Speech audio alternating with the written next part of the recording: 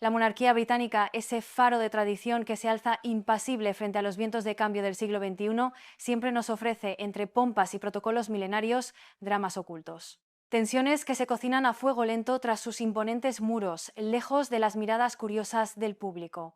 No hablamos de conspiraciones pasadas ni de escándalos mediáticos, sino de batallas internas tan feroces como cualquier guerra dinástica. Y en esta ocasión, la trama que se tejió justo después de la fastuosa y aparentemente unificadora coronación de Carlos III es digna de las mejores series de televisión sobre el poder y sus intrigas. En el epicentro de esta delicada pero crucial confrontación que vibraba en el aire denso de palacio, ¿quién creéis que emergió con la determinación inquebrantable de un roble?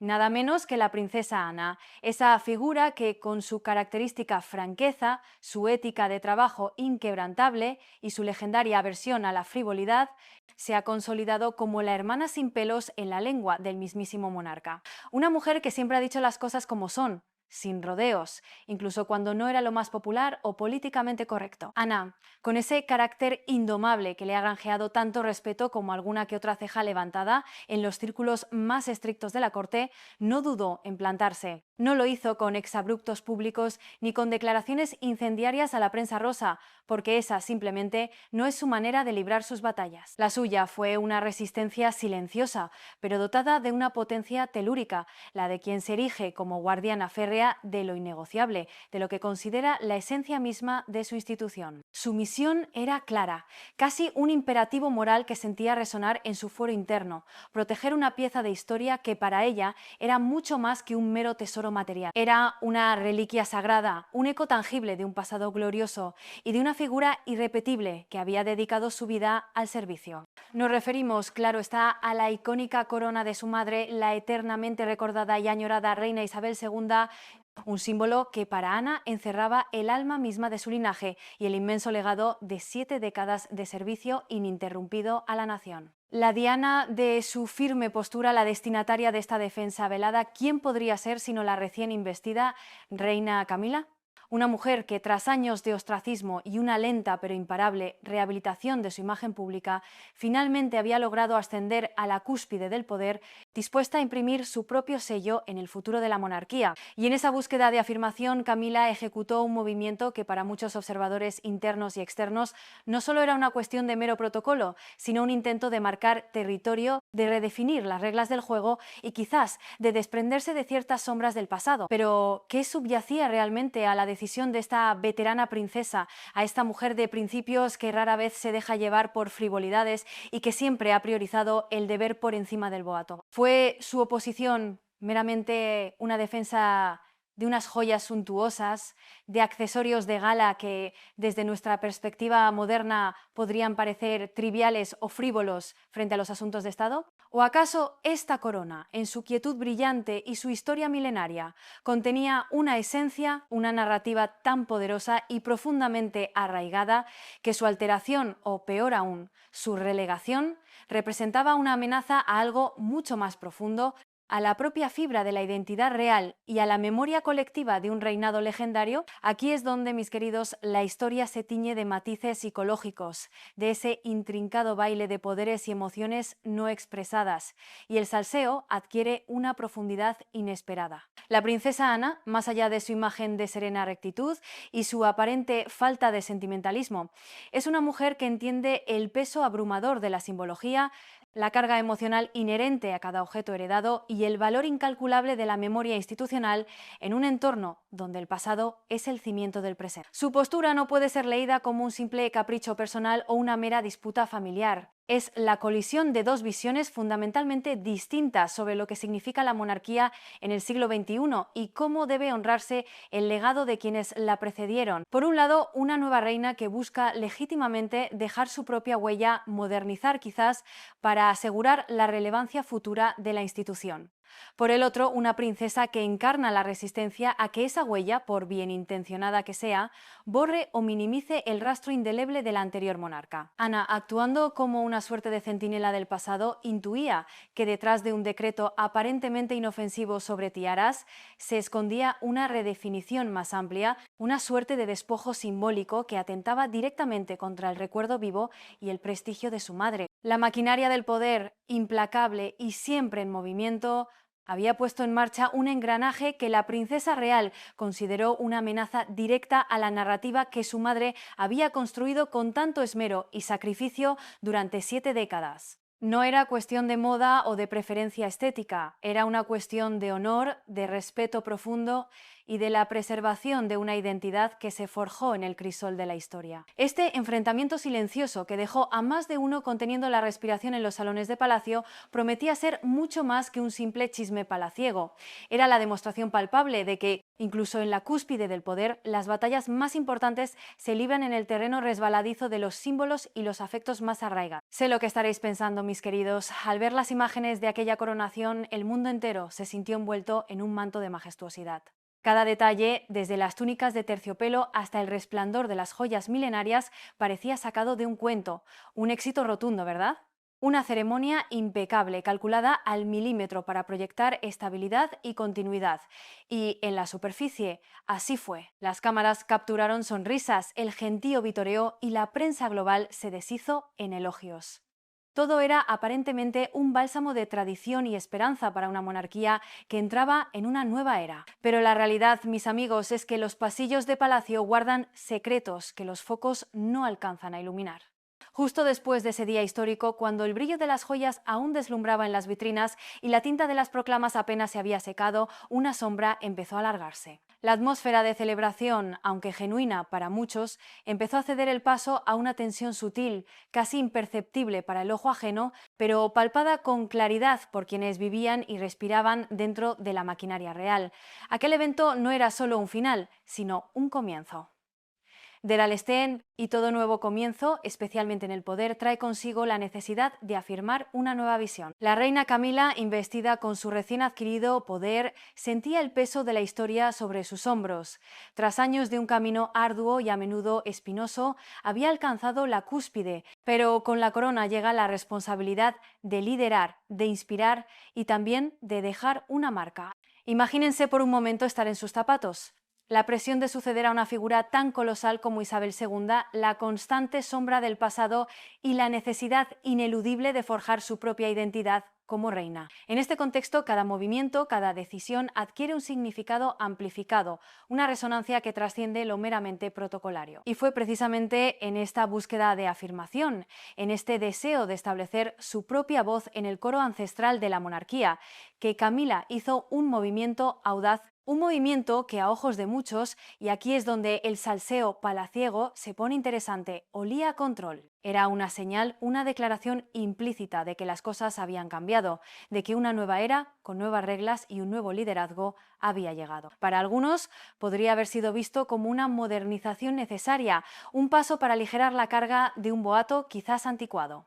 Para otros, sin embargo, especialmente para aquellos que sentían el pulso de la tradición en sus venas, fue un gesto que rozaba la irreverencia, un intento de reescribir un guión que ya estaba escrito en el ADN de la institución. Este acto de la reina Camila, aunque sutil en su forma, fue percibido como una marea silenciosa que amenazaba con arrastrar consigo no solo objetos valiosos, sino también pedazos intangibles de la memoria y el respeto. Un poder recién inaugurado que, en su deseo de renovar, chocaba frontalmente con la inquebrantable lealtad al pasado. Era una jugada maestra para solidificar su posición y eliminar posibles rivales simbólicos en el escaparate real.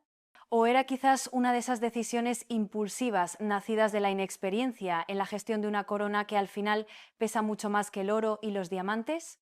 La respuesta no es sencilla, mis queridos, porque en la realeza las motivaciones rara vez son tan transparentes como el cristal de una tiara. Pero lo que sí es innegable es que este movimiento audaz de la reina Camila encendió una chispa en el corazón de una princesa que no estaba dispuesta a ver cómo el legado de su madre se desdibujaba tan fácilmente. Y ahí, en ese choque de voluntades, es donde la verdadera historia comienza a revelarse, lejos de la pomposidad de la coronación y mucho más cerca de la complejidad de la psicología humana. La maquinaria del poder había girado y sus nuevos engranajes amenazaban con chirriar contra la inamovible resistencia de la tradición encarnada en la figura de Ana. El resplandor de la coronación, con su oro pulido y sus diamantes destellantes, aún persistía en la retina colectiva.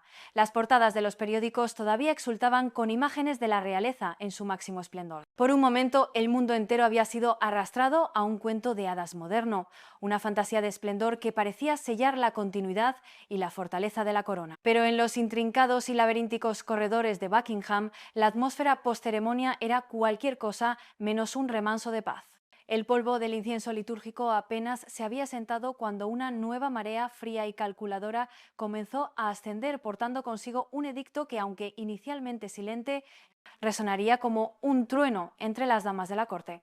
La reina Camila, recién ungida y con el peso de una historia compleja a sus espaldas, sentía la necesidad imperiosa de solidificar su posición. Tras décadas en la sombra y una larga y ardua travesía para ser aceptada, su momento había llegado. Y como cualquier líder que asume las riendas de un vasto y venerable imperio, su instinto la llevaba a marcar territorio, a dejar su propio sello. No era solo cuestión de supervivencia, sino de afirmación. Camila no quería ser una figura decorativa, un apéndice del rey, sino una fuerza por derecho propio. Y para lograrlo sabía que cada gesto, cada pequeña modificación en el protocolo sería escrutado. Pero también sería una oportunidad. Y así, con una audacia que sorprendió a propios y extraños, la nueva reina hizo su jugada.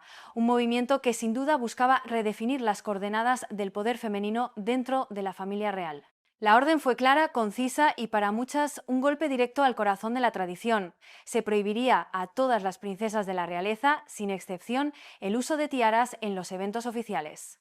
Sí, mis queridos, habéis oído bien. Esas coronas en miniatura, esas joyas centenarias que han adornado las cabezas de reinas y princesas a través de los siglos, que han sido testigos mudos de bodas, banquetes y cumbres históricas, de repente quedarían relegadas a las sombras de las cámaras acorazadas, tiaras en la sombra. Una frase que por sí sola evoca una imagen de esplendor silenciado. Imaginad el impacto. Las tiaras no son simples accesorios, sé lo que estaréis pensando, no son meros adornos para un vestido de noche. En la monarquía británica y en cualquier otra son piezas vivas de la historia, depositarias de memoria. Cada una tiene una historia, un linaje, un significado que se remonta a generaciones. Son símbolos de estatus, de linaje, de herencia. Representan la continuidad, la feminidad en el poder, la conexión con un pasado regio. Despojarlas o prohibir su uso era mucho más que una directriz de estilo, era un mensaje potente y cargado de intención. Era una forma de decir, aquí hay una nueva autoridad y las reglas están cambiando. Este decreto de la reina Camila, aunque presentado quizás bajo el velo de la modernización o la austeridad, claro que sí, guapi como no, fue percibido por muchos como lo que realmente era, un acto de control. Una estrategia, consciente o inconsciente, para despojar a otras figuras femeninas de la realeza de un elemento de su poder simbólico. Era una forma sutil de evitar que la atención se dispersara, de asegurar que ella, la reina, fuera la única que llevara la corona en todo su esplendor y significado. Quizás. Lo que es innegable es que este movimiento, aparentemente menor en el gran esquema de las cosas, era dinamita pura en un entorno donde cada joya, cada prenda, cada gesto es una declaración. Para las princesas más jóvenes podría haber sido una oportunidad para romper con un protocolo antiguo, pero para la vieja guardia, para aquellos que sentían el pulso de la historia en cada piedra del palacio, era una afrenta, una desvalorización del pasado. Y aquí es donde el nudo de esta intriga se aprieta, porque si bien la orden de Camila fue general, su resonancia particular fue brutalmente clara para quienes aún llevaban el luto en el alma por la reina Isabel II. Era, en cierto modo, una erosión de su legado visible. Esta prohibición que forzaba a las tiaras a permanecer en la sombra, a quedar relegadas a meros objetos sin vida pública, no solo buscaba establecer la autoridad de la nueva reina, sino que, de forma implícita, ponía a prueba la lealtad de aquellos que seguían guardando celosamente la memoria de la monarca anterior. Y entre ellos, como una roca inamovible frente a las nuevas corrientes, estaba la princesa Ana, una mujer que no estaba dispuesta a ver cómo la historia de su madre era, ni por un instante, puesta en entredicho o relegada a un segundo plano por un capricho real. La partida de ajedrez apenas había comenzado y Camila acababa de mover una pieza muy arriesgada. Claro que sí, guapi. El aire en los salones de palacio se había vuelto denso, cargado de la implícita directriz de la nueva reina. Las tiaras, esos faros de historia y linaje, debían permanecer en sus cajas, en la oscuridad, lejos del ojo público. Para muchas, quizás una orden que acatarían con resignación o, en el caso de las más jóvenes, con una pizca de alivio por liberarse de la carga de tanta pompa. Pero la princesa Ana no estaba teniendo nada de eso.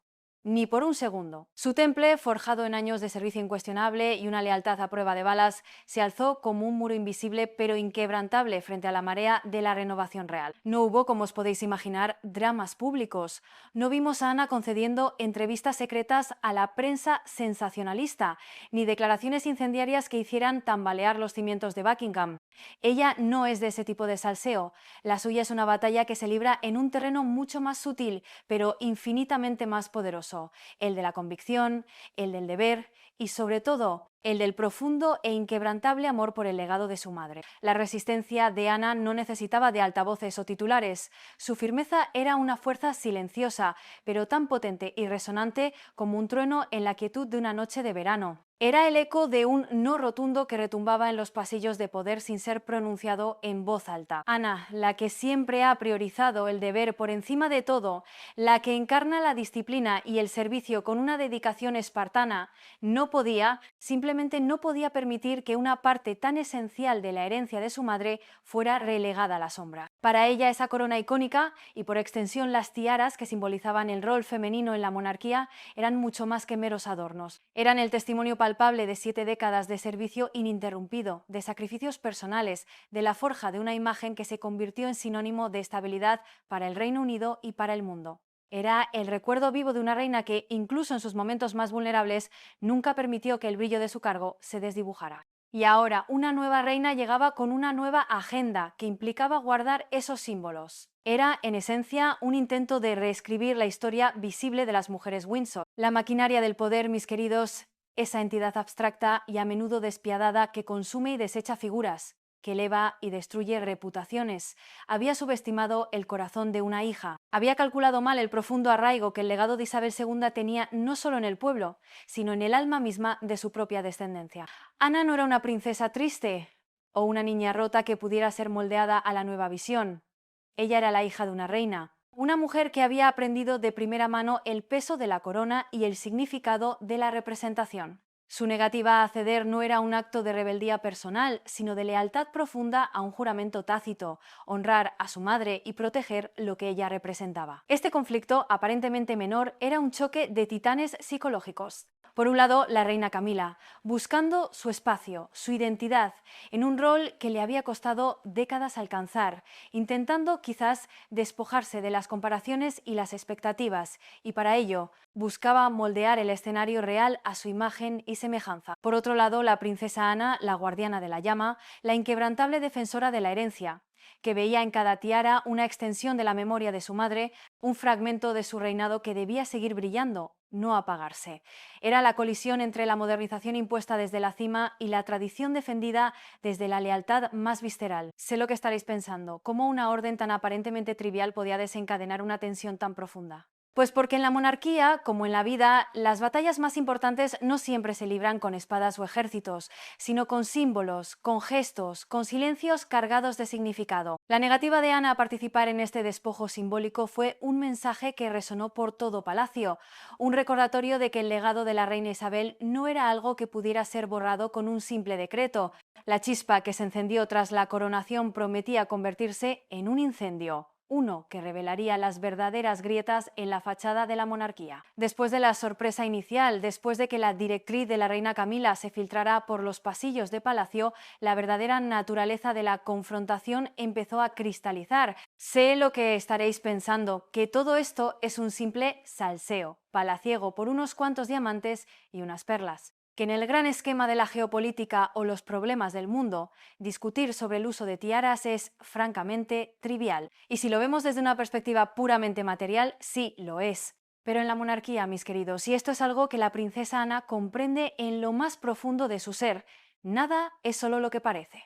Aquí los objetos no son inertes, son narradores silenciosos, depositarios de memorias y de legados que superan con creces su valor intrínseco. Este no era un asunto de vanidad, ni de la simple ostentación que a menudo asociamos con la realeza, no era un capricho por lucir una joya más o menos. Para la princesa Ana, la firmeza con la que se plantó iba más allá del brillo superficial de cualquier adorno. Era, en su esencia más pura, un innegociable asunto de legado. Hablamos del legado de su madre, la reina Isabel II, una figura que durante 7 décadas no solo reinó, sino que se convirtió en el faro de una nación, en el ancla de una era turbulenta. Cada tiara que la reina Isabel había lucido, cada una de esas piezas que había pasado por sus manos y había brillado sobre su cabeza en innumerables ocasiones oficiales, no era solo una joya, era un fragmento de su vida, un eco de sus discursos, una metáfora de su servicio. Imaginad el peso emocional.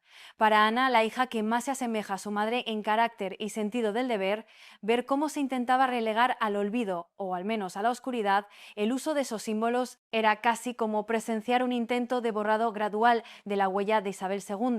Era como si se intentara silenciar una parte de la voz de su madre, de su historia visible. Y Ana, con esa lealtad visceral que la define, con esa ética inquebrantable que la ha convertido en un pilar silencioso de la monarquía, no podía permitirlo. Aquí es donde entra en juego la motivación profunda de la princesa Ana, su compromiso con los valores tradicionales y los símbolos históricos de la corona. Para ella, la prohibición de las tiaras de las princesas no era solo una cuestión de protocolo, sino una erosión de la memoria, una desvalorización del pasado que su madre había encarnado con tanta dignidad. La tiara, esa especie de corona en miniatura que adorna las cabezas de las mujeres de la realeza en sus momentos más solemnes y glamurosos, es una insignia de su posición, de su historia familiar.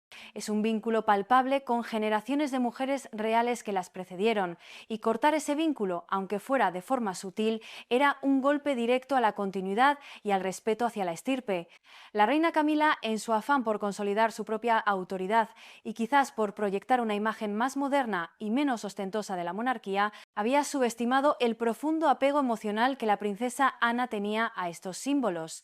Había infravalorado el poder de la tradición arraigada en el corazón de una hija. Para Ana, defender el uso de las tiaras no era una lucha por el poder o por el protagonismo, sino un acto de pura lealtad a la memoria de la mujer que no solo fue su madre, sino también su reina y su ejemplo a seguir. Era su forma silenciosa pero firme de trazar una línea en la arena, de decir que hay aspectos de la herencia real que no pueden ser tocados, que deben ser honrados y preservados por su valor intrínseco, no solo monetario, sino histórico y emocional. Este enfrentamiento, que se libraba en los salones de palacio con más miradas y silencios que palabras, revela la colisión entre dos visiones, la de una nueva era que busca afirmarse y la de una tradición que se resiste a ser diluida. La princesa Ana, en su rol de guardiana de la memoria, se convirtió en la voz no solo de su madre, sino de la propia historia, recordando que el brillo de la realeza no se mide solo en el oro y los diamantes, sino en el peso intangible de un legado que se honra y se protege. Y en este tablero de ajedrez real, el valor de las tiaras fue redefinido, no como meros objetos, sino como testimonios vivientes de un pasado que se niega a ser olvidado. ¿Qué fue lo que realmente sucedió tras esas puertas doradas, lejos de las miradas curiosas del público? Aquellas semanas posteriores a la coronación, mientras los titulares seguían glorificando la imagen de una monarquía resurgente, el verdadero drama se desarrollaba en los pasillos menos iluminados de palacio. No penséis que se trataba de escenas de gritos y confrontaciones abiertas. En la realeza británica, mis amigos, la política palaciega se libra en el arte de lo no dicho, en los gestos sutiles, en las miradas que duran un segundo de más y en los silencios cargados de significado. Era una guerra silenciosa, donde las armas eran el protocolo y la tradición, y el campo de batalla, el tablero de ajedrez de las apariencias. ¿Cómo se gestó este enfrentamiento silencioso? Imagínate la tensión, un aire casi palpable que flotaba en los salones donde antes reinaba la reina Isabel II. Los cortesanos, siempre atentos a cada cambio en la marea real, observaban, susurraban y analizaban cada interacción. La directriz de la reina Camila sobre las tiaras no fue una sugerencia, fue una orden, velada quizá por la cortesía, pero de un peso indiscutible. Y como tal, esperaba ser acatada sin réplica. Pero ahí es donde se equivocó al subestimar la naturaleza de la princesa Ana. Ana, cuya vida entera ha sido un testimonio de servicio y una lealtad férrea a la corona, posee una forma de ejercer influencia que pocos entienden. Su secreto, como decíamos en el blueprint, no reside en el poder explícito, sino en su autoridad moral y en la fuerza de su convicción. No necesitaba un micrófono para que su postura fuera clara. Su presencia, su mirada, su firmeza inquebrantable bastaban. Una reunión a puerta cerrada aquí, una conversación discreta con su hermano el rey Carlos allí, un silencio elocuente en el momento justo.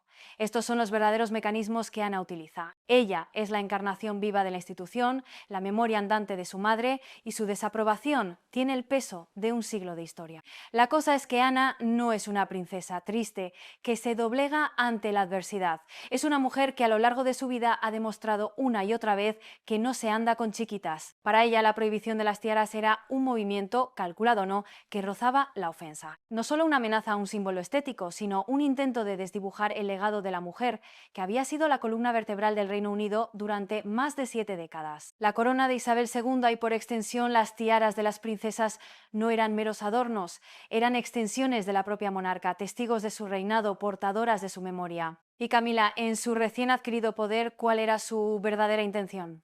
Sé lo que estaréis pensando, ¿fue un acto de pura afirmación, un intento de consolidar su propio rol y evitar comparaciones? Quizás buscaba modernizar la imagen de la realeza, despojándola de un boato que muchos considerarían anticuado. ¿O, y esta es la parte intrigante, fue una de esas jugadas nacidas de una inseguridad oculta o una subestimación del apego emocional a la tradición que sin querer encendió la mecha de un conflicto más profundo? La ambigüedad de su motivación es lo que alimentaba los susurros y las especulaciones tras las puertas doradas. Lo cierto es que este movimiento, aparentemente sutil, tuvo el efecto de un terremoto en la ya delicada dinámica familiar. La firmeza de Ana no se manifestaría en una explosión, sino en una resistencia constante, en una barrera invisible que se levantaría cada vez que la nueva directriz intentara avanzar. La monarquía, en su eterna danza entre la tradición y la modernización, se encontraba en un punto de inflexión, y las silenciosas batallas libradas entre sus muros serían las que finalmente definirían el verdadero rostro del reinado de Carlos III. La princesa sin pelos en la lengua había desenvainado su arma más potente, su inquebrantable lealtad y su sentido del deber. Y Camila, ahora reina, tendría que aprender que en palacio el poder no siempre reside en quien da las órdenes, sino en quien sabe negarse a acatarlas sin una sola palabra en público. Y cuando la historia, como siempre sucede en los intrincados pasillos de Buckingham, trascendió, la reacción fue unánime, aunque en gran parte silenciosa, como una ola que avanza imparable bajo la superficie. Porque sé lo que estaréis pensando, ¿cómo un acto de resistencia tan discreto, una negativa tan poco ruidosa, pudo generar tal revuelo? Pues bien, en la corte británica, cada pequeño gesto, cada sutil desviación del protocolo es un mensaje codificado que los iniciados saben leer a la perfección. La cosa es que la postura inquebrantable de la princesa Ana no necesitó de comunicados de prensa o filtraciones escandalosas para ser percibida. Su convicción se manifestaba en su forma de estar, en su inquebrantable adhesión a ciertas tradiciones, en la ausencia de ciertas piezas donde se esperaría que brillaran. Los cortesanos, esos expertos en el salseo palaciego y en la lectura entre líneas de los acontecimientos reales, fueron los primeros en entenderlo. Ellos, que habían vivido bajo el reinado de Isabel II y conocían el profundo respeto de Ana por su madre, reconocieron al instante la trascendencia de su posición. No era un desafío a la nueva reina por una cuestión personal, sino una defensa acérrima de lo que la princesa real consideraba la esencia intangible del legado de Isabel. Imaginad la escena.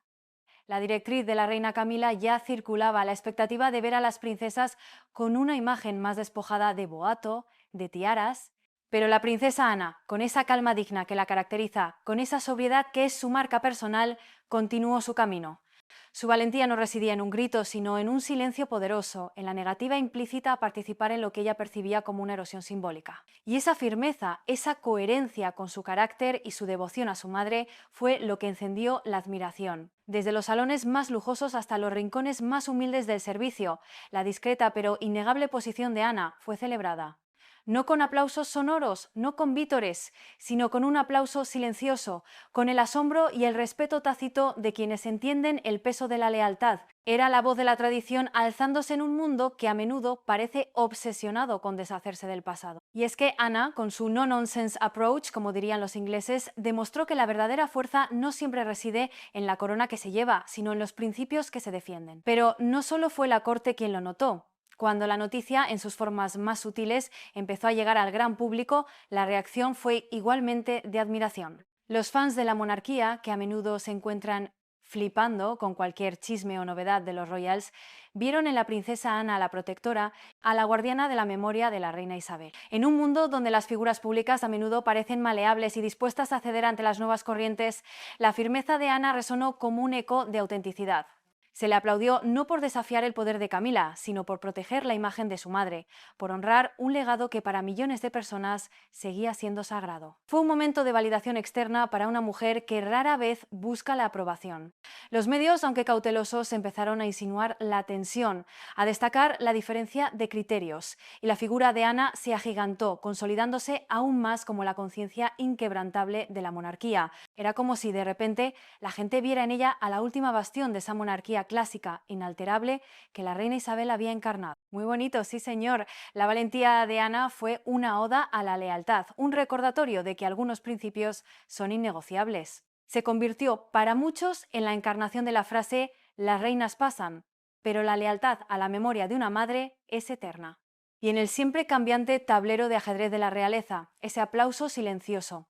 A la determinación de la princesa Ana fue un movimiento que nadie, ni siquiera la recién coronada reina Camila, pudo ignorar por completo. Hay algo temporal en la realeza británica, ¿verdad? Una fascinación ineludible que nos atrapa generación tras generación. Es como si estas figuras, envueltas en terciopelo y coronas, fueran los personajes de una obra de teatro eterna, donde las máscaras del protocolo y la tradición apenas ocultan las pasiones humanas más crudas. Sus tradiciones milenarias, esos rituales que parecen anclados en otro tiempo, nos recuerdan una continuidad que pocas instituciones pueden presumir. Y luego están las joyas, mis queridos, esas piezas que han pasado de mano en mano, de cuello en cuello, de cabeza en cabeza, acumulando no solo un valor material incalculable, sino también historias, secretos y el peso de los reinados. Pero debajo de todo ese brillo y esa aparente inmovilidad, de esa imagen de perfección pulida que proyectan al mundo, se cuecen las discretas, casi secretas, luchas por el poder. Batallas que rara vez llegan a los titulares de forma explícita, pero que definen el rumbo de la institución y el destino de sus protagonistas. En este escenario, cada movimiento es calculado, cada palabra un posible arma, cada silencio una declaración de intenciones. La monarquía británica no es solo una familia o un gobierno, es una gigantesca maquinaria teatral que funciona constantemente, con el mundo entero como espectador, siempre ávido de ver qué se cuece entre bastidores. Y precisamente por eso el conflicto entre la princesa Ana y la reina Camila, aunque pueda parecer un chisme de pasillo para algunos, es mucho más que eso. Es una manifestación de esa intriga intemporal que ha definido a la realeza desde sus orígenes. Es un recordatorio de que incluso en el siglo XXI, con toda la modernidad y la transparencia que se le exige a las figuras públicas, las dinastías siguen siendo arenas de combate psicológico. Es una obra de teatro constante, sí, con un guión que se reescribe con cada cambio de monarca, con cada nueva figura que llega para dejar su impronta. Pero la cosa es que rara vez la cortina se levanta lo suficiente para mostrarnos la crudeza de la trama interna, la tensión palpable, las colisiones de voluntades que verdaderamente agitan los cimientos. Nos llegan los ecos, los susurros, las pequeñas grietas en la armadura, y es ahí donde nosotros, como historiadores empáticos, nos zambullimos para desentrañar lo que realmente significa. Esta vez el gesto de Ana no fue un simple desacuerdo, fue un rayo que iluminó una de esas luchas invisibles, un recordatorio de que la lealtad y el legado tienen un peso que ni la nueva autoridad ni el deseo de modernización pueden borrar fácilmente. Porque sé lo que estaréis pensando, ¿no se supone que las coronas y las tiaras son solo para la gala, para el espectáculo? Pues no, mis queridos. En Palacio, cada joya, cada prenda de protocolo es un eslabón en una cadena de siglos, un trozo de historia viva que se porta con la reverencia de quien sabe que está conectando con el pasado. Y la decisión de la princesa Ana de defender la corona de su madre, incluso frente a la directriz de la nueva reina, es un eco de todas las veces que a lo largo de la historia las figuras reales se han enfrentado por el significado de lo que representan. Este episodio, por tanto, no es un mero salseo contemporáneo. Es un microcosmos de lo que ha sido y siempre será la vida real en la realeza. Un equilibrio precario entre el poder establecido y el poder de la tradición, entre la ambición personal y el deber institucional, entre la necesidad de avanzar y el imperativo de honrar el pasado. La princesa Ana, con su gesto, nos ha permitido asomarnos un poco más a esa intriga intemporal, a esa danza de máscaras y voluntades que sigue cautivando al mundo entero. Y como en toda buena obra, los personajes principales están ahora más que nunca definidos por sus convicciones. Pero este conflicto, os lo digo, es diferente. No es uno de esos salseos donde la fama efímera se lleva el premio gordo o donde las princesas tristes se lamentan en sus jaulas doradas. No, aquí la cosa es que no todos los días se oye hablar de una princesa, de una figura tan arraigada en el corazón de la monarquía, que se planta con tanta decisión y con una quietud tan poderosa. Es un gesto, casi un rugido silencioso, que nos obliga a mirar más allá de las lentejuelas y los flashes hacia el verdadero carácter de quien lo emite. La princesa Ana, la única hija de la difunta reina Isabel II, es una fuerza de la naturaleza en un entorno que a menudo parece diseñado para la delicadeza y la complacencia. Su personalidad es un contrapunto a la imagen a veces etérea de la realeza. Conocida por su pragmatismo a prueba de fuego y su profundo rechazo al boato innecesario, muy bonito, sí señor, pero no siempre práctico, Masé no vieras querida, Masé la querida, conocida por su pragmatismo al boato innecesario, Ana ha demostrado a lo largo de su vida que su sentido del deber es inquebrantable, una armadura forjada en hierro y lealtad. Ella no se anda con chiquitas, como diríamos aquí. No hay espacio para las medias tintas cuando se trata de sus principios. Imagina ser esa mujer. Una vida entera dedicada al servicio, siempre en segunda línea, siempre con una disciplina militar, observando, aprendiendo, sirviendo a su madre con una devoción casi reverencial. Debajo de su uniforme militar impoluto o de sus atuendos de gala, debajo de esas tiaras que sí ha tenido el privilegio de lucir, no hay una mujer que se rinda fácilmente a los vientos cambiantes de la conveniencia. Hay una mujer con un sentido del deber inquebrantable, una columna vertebral de acero que la hace inmune a las presiones externas y a las nuevas modas impuestas desde las alturas. Su postura frente a la directriz de la reina Camila no fue un arrebato, fue una extensión lógica de todo lo que la princesa Ana representa. Para ella, esa prohibición de las tiaras de las princesas no era un simple ajuste de vestuario, era un movimiento, un deslizamiento telúrico en la narrativa institucional que amenazaba con borrar o al menos diluir una parte fundamental de la herencia de su madre. La reina Isabel II, a través de sus joyas, de sus atuendos, de su impecable presencia, construyó una imagen de estabilidad y continuidad que se grabó a fuego en la psique colectiva. Y Ana, como guardiana de esa memoria, no podía permitir que se resquebrajara. La cosa es que Ana entiende que en la realeza la iconografía es tan poderosa como la legislación, que un broche, una tiara, un color de vestido pueden comunicar volúmenes de historia, de respeto, de continuidad. Y relegar esos símbolos al olvido bajo la excusa de la modernización o el control era para ella un acto de desprecio sutil, una subestimación del lazo emocional que millones de personas aún sentían con el reinado de su madre. Era como si la nueva maquinaria del poder, con su agenda de afirmación, estuviera dispuesta a pasar por encima de la sensibilidad histórica. Pero Ana es la prueba viviente de que el corazón de una hija, cuando se entrelaza con el deber inquebrantable, puede ser más resistente que cualquier decreto real. Su negativa, expresada quizás en gestos, en conversaciones a puerta cerrada, en la firmeza de su mirada, se convirtió en un eco de la voz de Isabel II, un recordatorio de que algunos legados son demasiado grandes para ser guardados en la sombra. Es por eso que este conflicto no es un mero escándalo, sino una profunda reflexión sobre la lealtad, la memoria y la forma en que el poder intenta, a veces con torpeza, reescribir la historia. La princesa Ana demostró que en la corte la verdadera autoridad no siempre emana de la corona que se lleva, sino de la inquebrantable convicción que se porta en el alma.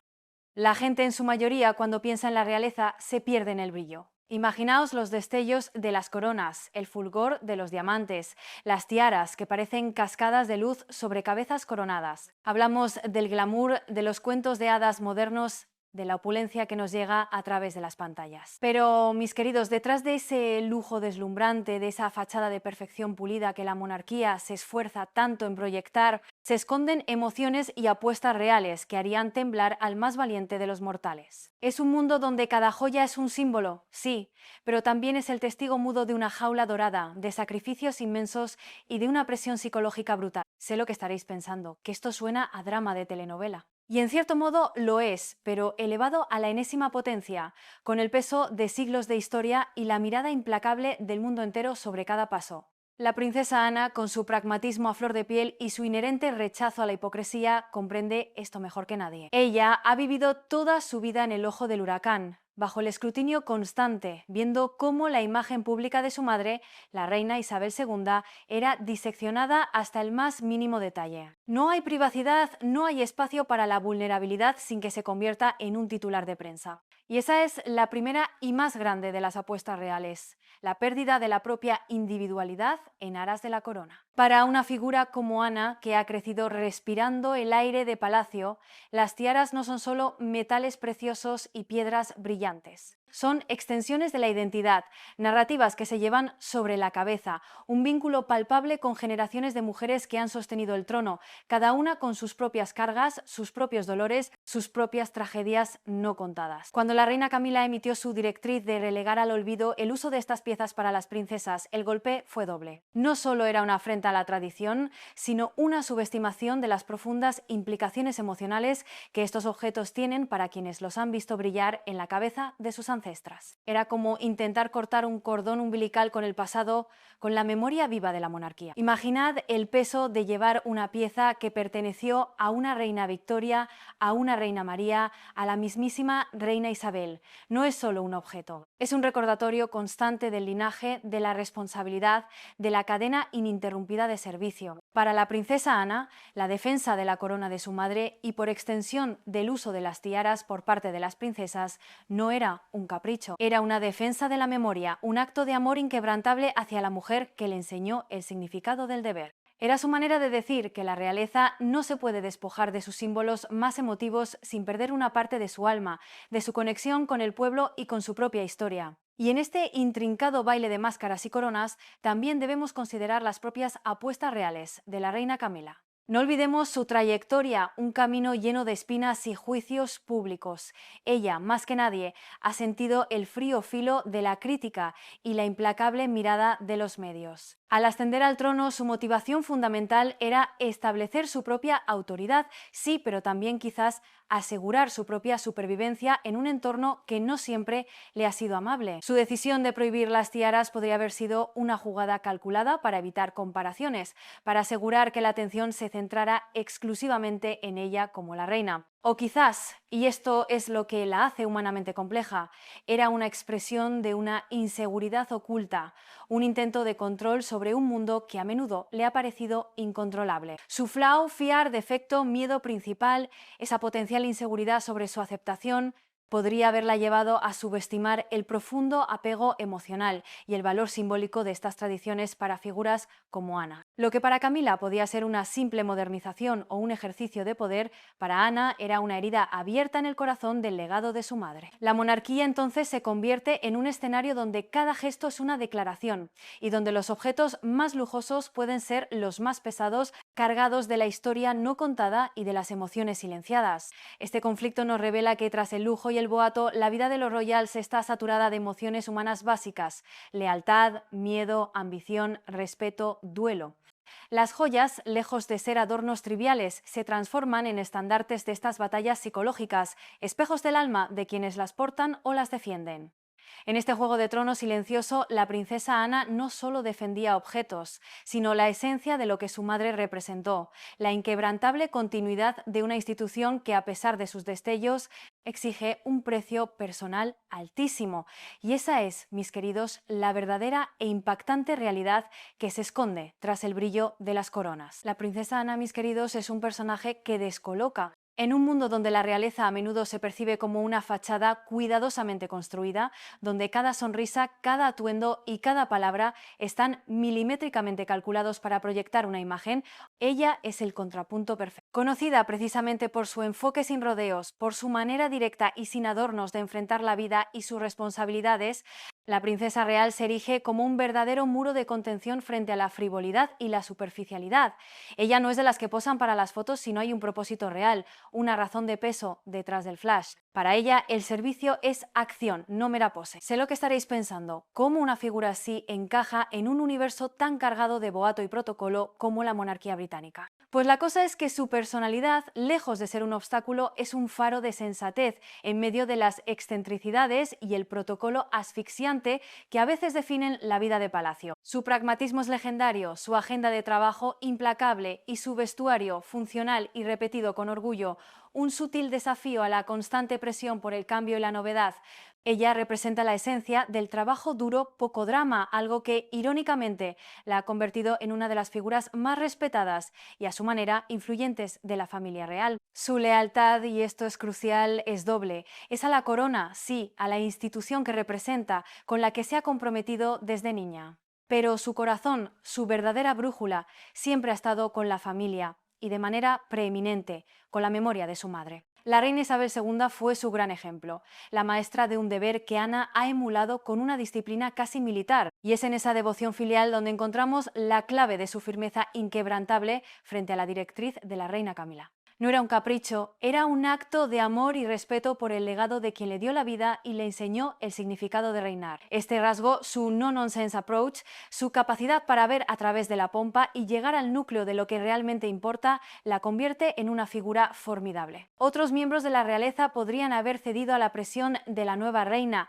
buscando quizás no perturbar las aguas o intentando adaptarse a la nueva visión. Pero Ana, la dama de hierro de la realeza, no se doblega fácilmente. Ella entiende que la monarquía, para sobrevivir en el siglo XXI, necesita más sustancia y menos superficie, más compromiso real y menos oropel vacío. Y en su resistencia a que las tiaras fueran relegadas no solo defendía objetos, sino la autenticidad y el peso histórico que esos objetos encapsulan. Porque Ana sabe que en un mundo obsesionado con la imagen, la superficialidad es una amenaza constante para la longevidad de la institución. Y su postura inamovible frente a la prohibición de las tiaras no fue una muestra de rigidez, sino de una profunda comprensión de la psicología colectiva, del valor emocional que el pueblo británico otorga a esos símbolos de continuidad. Para ella, ceder en algo tan visible como el uso de las tiaras, piezas que habían adornado las cabezas de su madre y sus antepasadas en momentos cumbre, habría sido un acto de traición a esa historia, una dilución del inmenso legado que Isabel II había tejido con tanto esmero. Este es el tipo de figura que se planta, no porque disfrute del conflicto, sino porque siente que el deber así lo exige. Su coreografía es discreta, sus métodos, probablemente conversaciones privadas, miradas cargadas de significado, una negativa tácita que en el contexto de palacio es más potente que cualquier declaración pública. La reina Camila, al intentar afirmar su poder con esta directriz, chocó con una fuerza de la naturaleza: la determinación de una hija que se negaba a permitir que el recuerdo de su madre fuera despojado de su brillo simbólico. La maquinaria del poder de la monarquía había encontrado su límite en el corazón de una hija, en la inquebrantable voluntad de la princesa Ana. Y esta dama de hierro de la realeza, con su lealtad más allá de lo meramente institucional, estaba lista para la batalla, aunque ésta se librara en el más absoluto de los silencios. Pero aquí es donde la verdadera esencia de esta intriga palaciega se revela en toda su profundidad. Tras el brillo efímero de las ceremonias, más allá del salseo de las nuevas directrices y las resistencias silenciosas, se encuentra el verdadero objeto de la contienda, la corona de Isabel.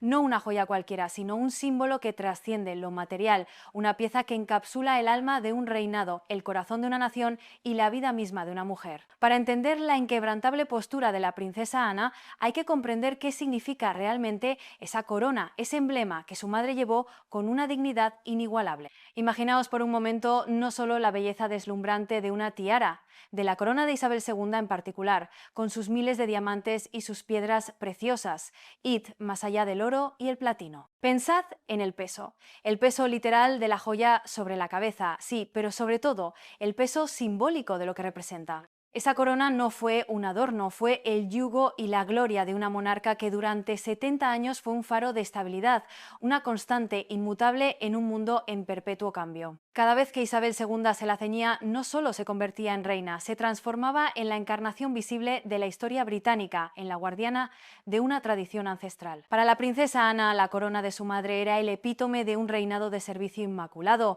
de una vida entregada sin reservas. No es un simple objeto decorativo que se pueda modernizar o relegar a la sombra sin consecuencias profundas. Es el eco de decisiones difíciles, de crisis superadas, de momentos de alegría y de profunda tristeza que la reina Isabel II vivió mientras llevaba ese símbolo sobre su cabeza. Es un testigo mudo de una era, de la evolución de una nación y de la figura imponente que la lideró. Para Ana, con su lealtad visceral, tocar ese símbolo era tocar la fibra más íntima del legado de su madre. Era como intentar despojar a un héroe de sus medallas o a un artista de su obra cumbre. Era en esencia una falta de respeto al sacrificio de toda una vida. Sé lo que estaréis pensando. ¿No es un poco exagerado? ¿Una simple joya? Pero en la realeza, mis queridos, la simbología es tan poderosa como la acción. Y la corona de Isabel II, y por extensión las tiaras de las princesas que heredaban esa tradición, representaban la continuidad de ese legado. Eran la conexión palpable entre el pasado, el presente y el futuro de la monarquía. Cuando la reina Camila, con su recién adquirido poder, sugirió la prohibición de las tiaras, lo que para ella podía ser un gesto de afirmación o de desglamorización para la princesa Ana, era una bofetada al recuerdo de su madre. Era una dilución de esa jaula dorada que, si bien era una prisión, también era el estandarte de un poder y un deber sagrado. Aquí es donde el conflicto personal se eleva a la categoría de épica, porque la motivación de Ana no era una lucha por su propio protagonismo, ni por su propia vanidad. Su batalla era una defensa de la identidad institucional, sí, pero filtrada a través del más profundo amor filial.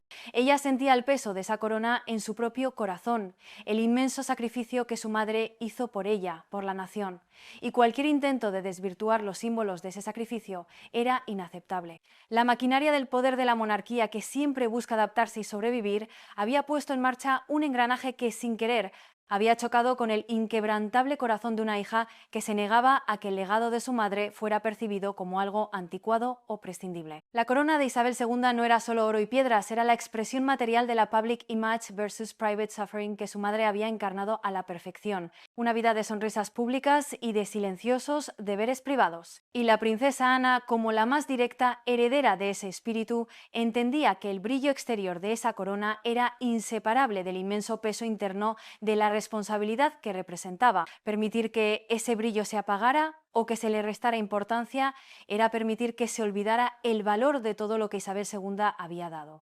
Este fue el punto de inflexión, el momento en que la controversia por las tiaras se convirtió en una profunda declaración sobre el respeto, la memoria y la perenne lucha por definir el significado de una institución milenaria.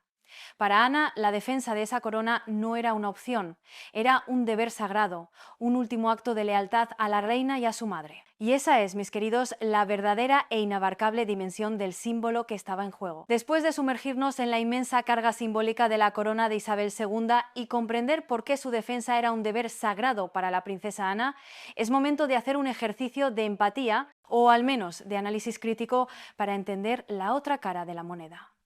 Hablemos de la nueva reina, de Camila, una figura que, a pesar de haber alcanzado la cima del poder, se encuentra en un complejo baile entre la adaptación y la afirmación de su propio reinado. Su historia no es la de una princesa de cuna, sino la de una mujer cuyo camino al trono estuvo pavimentado de espinas y escrutinio público, algo que sin duda ha moldeado profundamente su visión del mundo y de la monarquía. Imaginaos por un momento el viaje de Camila Parker Bowles, de ser la tercera en discordia en un drama real que mantuvo al mundo en vilo a convertirse en la reina consorte, es una trayectoria que pocos podrían haber predicho. Cada paso fue juzgado, cada error magnificado, cada acierto minimizado. Cuando finalmente se ciñó la corona, no solo lo hizo con el peso de la institución, sino con el de décadas de comparaciones y una constante batalla por la aceptación. Sé lo que estaréis pensando, que se lo merecía por todo lo que había pasado. Y sí, es una perspectiva. Pero esta mochila de experiencias, este bagaje personal, sin duda influyó en su deseo de dejar una huella inconfundible. Su motivación principal al asumir el trono era clara: establecer su propia autoridad y forjar una identidad como reina que fuera distinta a la de su predecesora. Camila no quería ser una sombra, una mera extensión del rey Carlos III y mucho menos vivir bajo el fantasma omnipresente de la icónica Isabel II. Quería solidificar su posición, redefinir lo que significaba ser reina en un siglo XXI que exige más relevancia y menos rigidez. Y en esa búsqueda legítima de afirmación, ¿qué estrategia podría ser más eficaz que la de modernizar o al menos simplificar ciertos aspectos del boato y los anacronismos de la corte?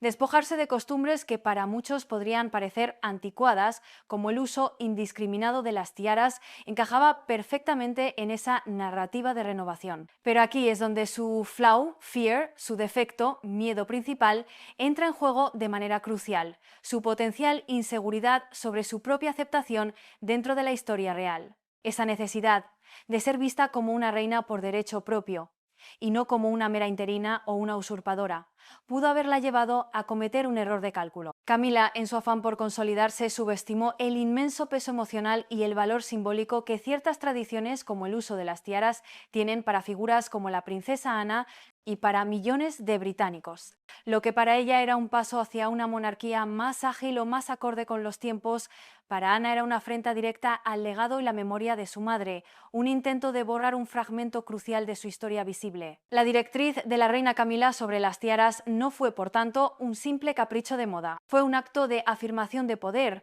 un movimiento estratégico para marcar un antes y un después en su reinado. Quizás, y este es el secreto oculto de su intención, era un intento de decir aquí estoy yo y esta es mi era. Pero en el complejo tablero de ajedrez de la realeza, cada jugada tiene consecuencias inesperadas. Al intentar redefinir la pompa real, Camila chocó frontalmente con la inquebrantable lealtad de Ana y con el profundo arraigo de la tradición. Este episodio nos muestra que la transición de poder en la monarquía es mucho más que una sucesión formal. Es un delicado equilibrio entre la necesidad de un nuevo monarca y su consorte de imprimir su propia visión, y el imperativo de honrar y preservar el pasado. Camila, como nueva reina, se vio obligada a caminar sobre una cuerda floja entre el deseo de adaptación y la urgencia de afirmación. Un paso en falso, como la prohibición de las tiaras, no solo generó resistencia, sino que puso de manifiesto que el legado de Isabel II no es algo que pueda ser simplemente archivado o modificado a voluntad. Y en ese choque de visiones, la maquinaria del poder de la monarquía se vio una vez más obligada a calibrar sus engranajes frente a la inamovible fuerza de la historia y el corazón. Después de desentrañar el inmenso valor que la corona de Isabel II tenía para la princesa Ana y la profunda lealtad que impulsó su postura, es hora de elevar la mirada, de alejarnos un poco del epicentro de la tormenta para observar el panorama general. Porque este pequeño pero tan revelador episodio entre dos figuras tan cruciales de la monarquía británica nos ofrece una ventana fascinante a una verdad mucho más grande y atemporal, que la monarquía británica, por muy sólida y anclada en el pasado que parezca desde fuera, no es ni de lejos una reliquia congelada en el tiempo, sino un organismo vivo que respira, que se estira y que inevitablemente está en constante evolución. Los vientos de cambio, mis queridos, son implacables, y en la corte, más que en ningún otro lugar, la necesidad de adaptarse choca frontalmente con el imperativo de preservar lo que ha sido. Es una danza delicada y peligrosa, una cuerda floja sobre la que caminan los royals cada día para mantener su relevancia en un mundo que ya no se arrodilla con la misma facilidad. Y en este escenario, las tensiones que vivimos con la cuestión de las tiaras no son un hecho aislado, sino un microcosmos de una lucha mucho más profunda. Una pugna interna que define el devenir de esta institución milenaria. Por un lado, tenemos a lo que podríamos llamar la vieja guardia, ese bastión de la tradición encarnado a la perfección en figuras como la princesa Ana. Para ella, la historia no es un lastre que deba ser sacudido con ligereza, sino el cimiento inamovible sobre el que se construye la fortaleza de la corona. Su motivación principal, esa profunda lealtad a la memoria de su madre, la reina Isabel II, y su inquebrantable compromiso con los símbolos y valores históricos no es rigidez, sino convicción. Es la sabiduría de quien ha visto pasar los siglos y comprende que la continuidad es el verdadero poder. La princesa Ana lucha por mantener el brillo del pasado, por asegurar que el legado de sacrificio y servicio de su madre no se diluya en el afán de modernidad. Su postura no es un mero capricho, sino la defensa de la integridad de lo que representa la corona, tal como la conoció y sirvió su madre. Por otro lado, irrumpen, con legítimo deseo de imponer su visión, las nuevas figuras, con la reina Camila a la cabeza. Su visión, impulsada por la necesidad de consolidar su propio reinado y redefinir lo que significa ser royal en el siglo XXI, es una fuerza considerable. Camila, tras un camino tan espinoso y lleno de obstáculos para llegar a donde está, comprende mejor que nadie la necesidad de afirmarse, de dejar su propia impronta. Y sé lo que estaréis pensando, ¿cómo podría hacerlo sin generar cierta fricción? Su propuesta de relegar las tiaras para ella podría haber sido un paso lógico hacia una monarquía más ágil, menos ostentosa, más conectada con un público que, quizás, demanda menos boato y más sustancia. Es un intento de adaptación, de buscar un nuevo equilibrio que asegure la supervivencia y la pertinencia de la institución en una era hiperconectada y profundamente escéptica. Aquí es donde se gesta esa guerra silenciosa por la identidad que mencionábamos en el blueprint. No es un conflicto de bandos antagónicos que buscan destruirse, sino una colisión de dos fuerzas igualmente vitales para la existencia de la monarquía. La inercia del pasado que tira hacia atrás, anclando la institución en su esencia, y el empuje del futuro que la obliga a avanzar, a reconfigurarse para sobrevivir. Cada joya, cada protocolo, Cada gesto aparentemente trivial se convierte en un campo de batalla, en esta redefinición constante de lo que significa ser royal. La maquinaria del poder, como ya hemos dicho, nunca se detiene, pero sus engranajes se ajustan y se recalibran con cada choque de voluntades. La princesa Ana, con su no-nonsense approach, su negativa a ceder, se convierte en un poderoso recordatorio de que algunas cosas no se negocian.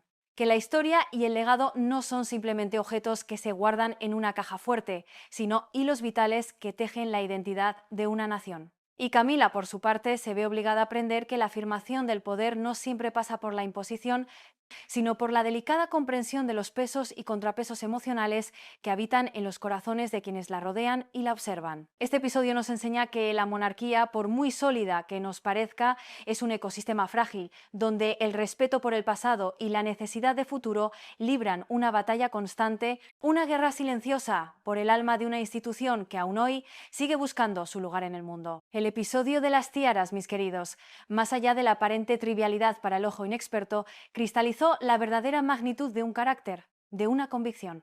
La decisión de la princesa Ana no necesitó de grandes discursos ni de comunicados oficiales que sacudieran los cimientos de la monarquía. Fue en sí misma un mensaje claro, diáfano como el cristal de las joyas que defendía y tan contundente como el acero de su voluntad. Fue una forma inconfundible y profundamente arraigada en su ser de decir hasta aquí. Una declaración silenciosa pero resonante de que hay límites que no pueden traspasarse, incluso para la recién investida autoridad de la reina Camila. Esta no fue una defensa superficial de unas meras joyas, no fue un capricho por la ostentación.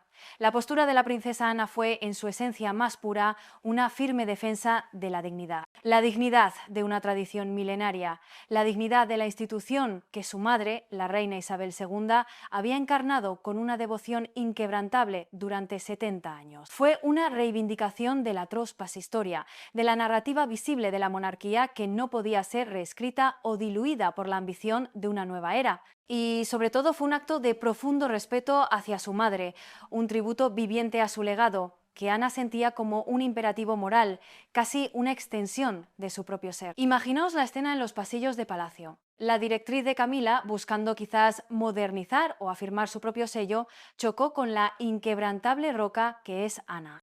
Y en ese choque Ana trazó una línea en la arena.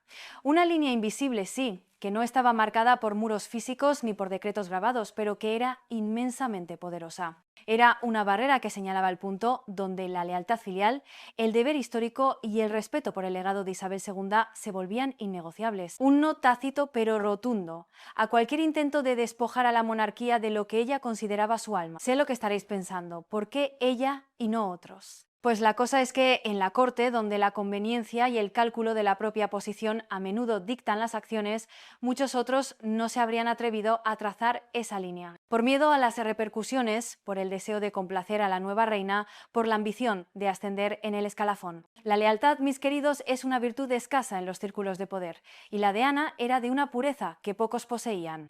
Su no-nonsense approach, esa cualidad que la define, le permitía ver más allá del velo de la etiqueta y reconocer la verdadera puesta en juego. Este gesto de la princesa Ana se convirtió, por tanto, en una declaración de principios. Fue una demostración palpable de que incluso dentro de la rígida estructura de la monarquía, la verdadera fuerza no siempre reside en quien ostenta el poder formal, sino en quien posee la autoridad moral para defender aquello en lo que cree con una convicción inamovible. Fue una lección de que el legado de una figura tan monumental como Isabel II no podía ser simplemente gestionado o actualizado a voluntad, sino que exigía un respeto profundo y una protección constante. Ana, la dama de hierro de la realeza, no se dejó intimidar por la nueva dinámica. Su acción, aunque carente de grandes aspavientos, resonó con la fuerza de un ancla que se aferra al fondo marino en plena tormenta. Fue un recordatorio para todos, incluidos el rey Carlos y la reina Camila, de que el pasado no se borra y que la memoria de una reina como Isabel II sigue ejerciendo una influencia poderosa, especialmente a través de la inquebrantable lealtad de su hija. En este juego de trono silencioso, Ana no solo defendía objetos, sino la esencia misma de lo que significa ser una royal, una guardiana de la historia y un pilar de la dignidad. Su línea, aunque invisible, era la más poderosa de todas. El telón de esta intriga palaciega, de este sutil pero profundo enfrentamiento, llega a su fin y nos deja con una verdad ineludible. El legado de una figura no se escribe únicamente con los títulos que ostenta o con las decisiones que impone, sino con la inquebrantable fuerza de su carácter y la pureza de su lealtad. La princesa Ana, en su firmeza frente a la directriz de la reina Camila, no solo defendió unas joyas, sino que esculpió su propio legado duradero, consolidándose, sin buscarlo, como la protectora de la historia viva de la monarquía británica. Su gesto, ese hasta aquí silencioso que resonó en los pasillos de palacio y en el corazón de millones, fue un acto de amor incondicional hacia su madre, la reina Isabel II. Fue la demostración palpable de que el sacrificio de una vida entera al servicio de la corona no puede ni debe ser relegado al olvido o modificado a la ligera. Ana entendió que la verdadera grandeza de Isabel no residía solo en su figura, sino en los símbolos que la encarnaban, y defender esos símbolos era defender el alma misma de su madre y de la institución que ella representó con tanta dignidad. Sé lo que estaréis pensando, ¿no es exagerado atribuir tanto a un simple desacuerdo sobre tiaras? Pero la cosa es que en la realeza, cada pieza, cada protocolo, es un eslabón en una cadena de siglos, un fragmento de la narrativa que da sentido a la institución. La princesa Ana, con su pragmatismo habitual, supo ver más allá de la superficie y comprender el peso psicológico y emocional de lo que se estaba perdiendo. Su no-nonsense approach no era rigidez, era la lucidez de quien sabe que la monarquía, para perdurar, necesita una raíz profunda que no se doblegue ante los vientos de la moda o la urgencia de la renovación. Ella se convirtió en el ancla, en el recordatorio constante de que la tradición no es un lastre, sino un cimiento. Que la historia no es algo que se pueda desechar o reescribir a conveniencia, sino un tejido delicado que debe ser protegido y honrado. La reina Camila, en su búsqueda legítima de afirmación, aprendió que hay batallas que no se ganan con la imposición, sino con la sutil comprensión de los afectos y los legados. La maquinaria del poder de la monarquía, que siempre se adapta, se vio obligada a reconocer que, a veces, la resistencia de una sola figura, motivada por una lealtad profunda, puede ser más poderosa que cualquier decreto. Así, la princesa Ana no solo salvaguardó la memoria de su madre en el corazón de la realeza, sino que reforzó su propia imagen como una figura inquebrantable, la conciencia viva de lo que la monarquía debe ser. Su legado no será el de una reina, sino el de una protectora, una guardiana de la esencia, una voz silenciosa pero firme que, en los momentos de mayor incertidumbre, recordó a todos el valor imperecedero de la historia y el deber. Ella nos enseña que la verdadera influencia no siempre se mide en los títulos más altos, sino en la capacidad de defender con dignidad y sin titubeos aquello que consideramos sagrado. Y esa es la lección final de este fascinante episodio, que incluso en la jaula dorada de la monarquía, la humanidad y la lealtad más profundas pueden trazar líneas invisibles, pero poderosas, que el tiempo y los nuevos poderes no podrán borrar jamás. Eso ha sido todo por el vídeo de hoy. Espero que os haya gustado esta inmersión en los pasillos más ocultos de Buckingham y la historia de la princesa Ana. Si te ha parecido interesante, pido un like por la valentía de Ana y por todas las guardianas silenciosas del legado. Y si no sabes qué comentar, déjame este lasmoticono en los comentarios y yo te daré like tan pronto como pueda. Muchas gracias a los miembros del canal por apoyarnos de esa manera. Y ahora sí, sin nada más que decir, nos vemos en la próxima.